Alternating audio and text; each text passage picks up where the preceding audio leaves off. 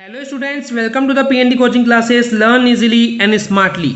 तो आज हम पढ़ने वाले हैं लॉ ऑफ केमिकल कॉम्बिनेशन का सबसे पहला law, that is law of conservation of mass.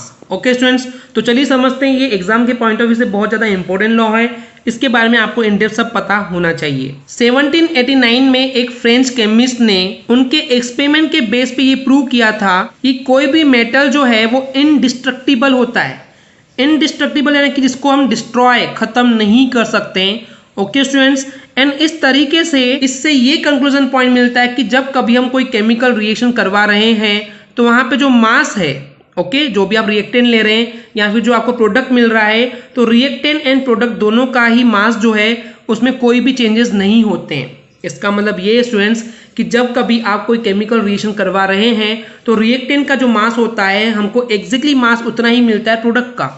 अब यहाँ पे रिएक्टेंट क्या है एंड प्रोडक्ट क्या है आपको पता होगा। जिन दो चीज़ों को मिला रहे हैं हम लोग, जिन दो चीज़ों को हम मिला करके नई चीज़ बनाना चाह रहे हैं, तो जिन दो चीज़ों को आपने लिए हैं मिलाने के लिए उसको हम बोलते हैं रिएक्टेंट, एंड जो आपको फाइनल रिजल्ट मिलता है मिलाने के बाद उसको हम बोलते हैं प्रोडक्ट। ओके, तो इस तरीके से हम ये बोल सकते हैं कि किसी भी रिएक्शन में उस रिएक्शन के होने के पहले एंड उस रिएक्शन के होने के बाद में जितना भी टोटल मास होता है वो हमेशा सेम ही होता है। ओके स्टूडेंट्स, तो इस लॉ को बेसिकली तीन अलग अलग पार्ट में डिस्क्राइब किया गया है। चलिए देखते हैं। सो बेसिकली सारी ही फिजिकल एंड केमिकल रिएक्शन, यानी कि ये जो रूल है ना केवल केमिकल रिएक्शंस के लिए बल्कि फिजिकल रिएक्शंस भी कुछ हो रही है तो वहां पे भी अप्लाई होगा। सो बेसिकली सभी फिजिकल एंड सभी केमिकल रिएक्शंस में जो टोटल मास होता है प्रोडक्ट्स का वो सेम होता है। किसके मास का? रिएक्टेंट के मास का। जो मैंने आपको अभी बताया था कि रिएक्टेंट का मास एंड प्रोडक्ट का मास जो होता है वो हमेशा इक्वल होता है, एंड यही है हमारा law of conservation of mass. Okay, next है किसी भी केमिकल चेंजेस में, यानी कि केमिकल चेंज हो रहा है, यानी कि हो सकता है सॉलिड से लिक्विड, लिक्विड से गैस, या कुछ केमिकली चेंजेस हो रहे हैं, तो उस कंडीशन में मैटर जो है ना उसको हम क्रिएट कर सकते हैं और ना ही डिस्ट्रॉय कर सकते हैं।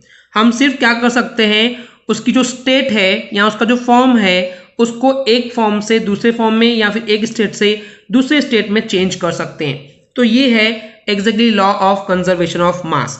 ओके, इसके अलावा जो थर्ड वे है डिफाइन करने का कि मैटर जो है उसको ना तो हम क्रिएट कर सकते हैं एंड ना ही डिस्ट्रॉय कर सकते हैं, in the very simple words.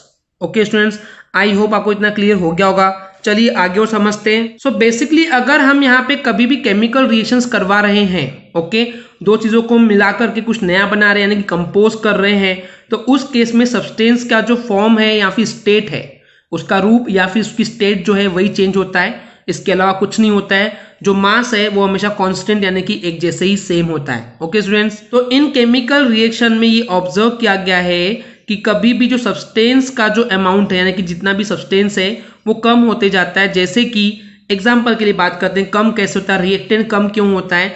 जैसे मान लीजिए हमने एक मोमबत्ती को जलाया, मोमबत्ती को जलाने पे क्या होता है, जो मोम है, वैक्स है, वो धीरे धीरे खत्म होते जाती है, राइट। तो यहाँ पे हम लोग क्या मानते हैं कि जो वैक्स है वो डिस्ट्रॉय होते जा रही है, खत्म होते जा रही है। जी नहीं, एक्चुअली ऐसा नहीं है, ये ऐसा नहीं होता है। हाँ, एक चीज खत्म हो रही है तो उसके बदले में हमको क्या मिलता है एग्जैक्टली, कि हमको दूसरे फॉर्म में वो चीजें मिलती है, जैसे कि वेपर हो गया, वहां से कार्बन डाइऑक्साइड गैस निकलती है, धुआं निकलता है। तो इस तरीके से आपको यहाँ पे समझना होगा कि एक सब्सटेंस खत्म होता है, रिएक्टेंट खत्म होते जाता है, तो हमको प्रोडक्ट भी कुछ मिलता है। ओके, वहां पे क्या मिलता है मोमबत्ती के जलने पे, that is carbon dioxide gas, धुआं निकलता है, वेपर निकलती है, लाइट मिलती है। तो इस तरीके से अगर आप उस मोम का वेट देखें, मास देखें, ओके, अगर उस मोम का मास देखें एंड जो प्रोडक्ट मिला है उसका मास देखें, तो आपको उन सबका मास सेम ही मिला करके मिलेगा। क्लियर? तो मास जो है कभी भी चेंज नहीं होता है, एंड यही एग्जैक्टली इसका बेस्ट एग्जांपल भी था law of conservation of mass का। ओके, तो इसके अलावा फिर भी हम एक एक्सपेरिमेंट दिखाने वाले हैं, आपको बताने वाले हैं, आई मीन जिसके थ्रू आप इसको और इजी तरीके से समझ सकते हैं कि किस तरीके से मास जो है हमको सेम मिलता है रिएक्टेंट्स का एंड प्रोडक्ट का। यानी कि किसी भी केमिकल रिएक्शन को करने के पहले जो भी चीजें हमारे पास है, जो भी रिएक्टेंट्स है, उनका मास और उन रिएक्शन के बाद जो हमको प्रोडक्ट मिल रहा है उसका मास सेम होता है। चलिए देखते हैं इस एग्जाम्पल के बेस पे, जो कि एक्सपेरिमेंट है। तो हम यहाँ पे एग्जैक्टली एक फ्लैट बॉटम फ्लास्क यानी कि एक बर्तन ले रहे हैं। ओके, आप सिंपली गूगल करेंगे कि फ्लास्क किस टाइप की होती है तो आपको समझ में आ जाएगा। उसके अंदर क्या कर रहे हैं, एक फ्लास्क के अंदर जो है सैंड यानी कि रेत डाल रहे हैं उसके नीचे में। ओके, अब क्या करेंगे, उस रेत के ऊपर हम छोटे छोटे टुकड़े डालेंगे किसके, फॉस्फोरस के भी डाल सकते हैं, अगर फॉस्फोरस नहीं है तो टिन के भी उसके ऊपर डाल सकते हैं। इट मीन्स रेत ले लिए, सैंड ले लिए, उसके ऊपर या तो फॉस्फोरस डाल दीजिए या फिर टिन डाल दीजिए। ओके, ये दोनों एक सब्सटेंस है, आपको पता होगा। एनीवेज, इसको आगे बढ़ने के पहले मैं फोकस कर रहा हूं कि हम लोगों ने फॉस्फोरस ली है। ओके, एपरेटस के अंदर यानी कि उस बर्तन के अंदर सैंड के ऊपर हमने फॉस्फोरस ले लिए एंड सिंपली क्या कर दिए, उस फ्लास्क को हमने एयर टाइट तरीके से बंद कर दिया, यानी कि अब एयर अंदर की ना बाहर जा सकती है एंड ना ही बाहर की एयर अंदर आ सकती है। ओके, उसको बंद कर दिया गया है एंड सिंपली उसका वेट किया गया। वेट यानी कि उसका मास देखिए कुल कितना मास है, मेजर कर लिए। अब क्या करेंगे, हम उस फ्लास्क को हीट करेंगे। हीट करने से क्या होगा एग्जैक्टली, जो उसके अंदर फॉस्फोरस है वो जलने लग जाएगा एंड जलने की वजह से फॉस्फोरस हमको दे देगा P2O5। ओके स्टूडेंट्स, अब यहाँ पे P2O5 आप बोलेंगे ऑक्सीजन कहाँ आया, हमने साफ साफ बोले थे जब हमने एयर टाइट पैक किए तो अंदर भी एयर थी, अंदर की एयर बाहर नहीं जा सकती एंड बाहर की एयर अंदर नहीं आ सकती, बट अंदर जो एयर थी यानी ऑक्सीजन थी, उस ऑक्सीजन से फॉस्फोरस ने रिएक्शन करके P2O5 बना दिया है।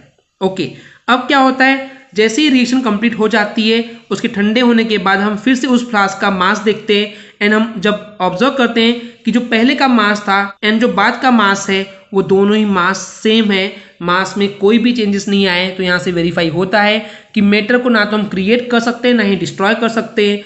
ओके, यानी कि रिएक्शन के पहले का मास एंड रिएक्शन होने के बाद का मास दोनों ही सेम होते हैं। तो यहाँ से प्रूव होता है कि law of conservation of mass क्या होता है। Okay students, I hope clear हो गया होगा। अगर आपको हमारी वीडियो से कुछ भी सीखने मिला या नॉलेज मिला तो प्लीज़ हमारे चैनल को सब्सक्राइब कीजिए एंड वीडियो को लाइक ज़रूर करें।